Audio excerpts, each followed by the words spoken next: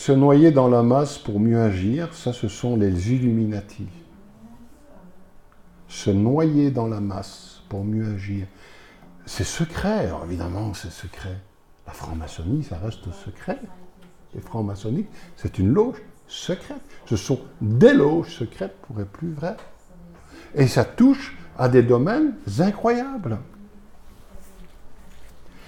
Créer une société internationale, ce sera aussi le rôle de la fraternité des Rose-Croix.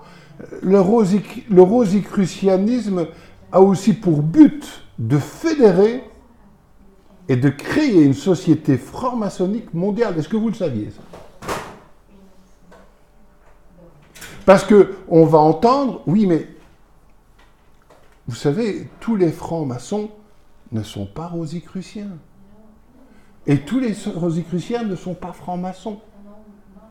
Ainsi, on va essayer de dissocier la morgue avec la loge franc-maçonnique ou la grande loge franc-maçonnique de France. Mais dans la réalité des faits, n'oubliez pas qu'ils sont libres penseurs et que tout est bon pour répondre aux questions qu'ils se posent. Mais surtout pas aller rechercher en Dieu et en Jésus-Christ les bonnes réponses. Parce que tout à l'heure, on a pris l'image de cet homme qui était à Jérusalem et qui était gouverneur romain et qui dit à Jésus, « Qu'est-ce que la vérité ?» Mais Jésus répond, « Je suis le chemin, la vérité et la vie. Nul ne vient au Père que par moi. » Mais évidemment, les hommes, ça ne leur plaît pas d'aller vers là.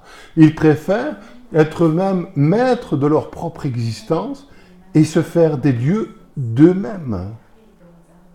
Notre grand problème quand nous témoignons, c'est quoi? C'est de convaincre l'homme de se rallier à la volonté de Dieu. Est-ce que c'est pas ça notre problème? Notre problème majeur, il est là quand même. La conversion, c'est quoi?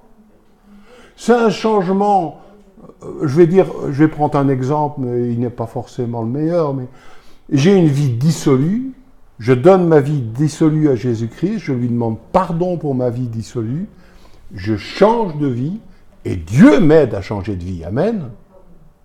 Parce que j'ai une part dans mon changement de vie. Hein. Dieu ne fait pas tout à ma place. Est-ce que vous vivez ça? Est-ce que vous avez donné votre vie à Jésus? Est-ce que vous avez demandé pardon pour vos péchés? Est-ce que vous êtes passé par une vie de repentance, de vraie repentance? Parce que sans la repentance, c'est radical, il n'y a pas de salut. D'accord? Alors, vous avez raté quelques études aujourd'hui, c'est dommage pour vous, mais enfin, il y aura des trucs à revoir sur Internet que vous pourrez consulter. Tiens, ça aussi, c'est assez troublant. Hein. Alors, encore une fois, je ne dis pas que toutes les images, il faut les prendre, ce sont des images d'Internet, d'accord? Mais quand même, c'est troublant. Ce garçon-là que vous voyez ici, c'est qui, lui? Harry Potter. Celui-là, si je ne me trompe pas, c'est celui qui a du flair, c'est Tony Blair. Hein. Et puis ici, qui c'est, lui? C'est un catholique, ça, mais je ne sais pas qui c'est. C'est Monsieur le Pape. Et celui-là? Et celui-là? Et elle, ici? Tiens, bizarre, elle, ici. Et là, elle va le faire en 2 fois. Voilà. Et là, c'est toute la masse qui le fait. Hein.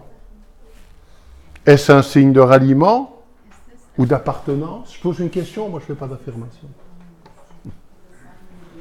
À vous de conclure.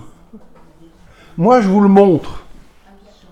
Moi, je trouve que c'est important de lire, mais aussi de montrer des faits. Et je pense que Vigisect n'est pas seulement là pour écrire des livres qu'on va mettre dans une armoire ou une bibliothèque. Les livres, il faut les lire.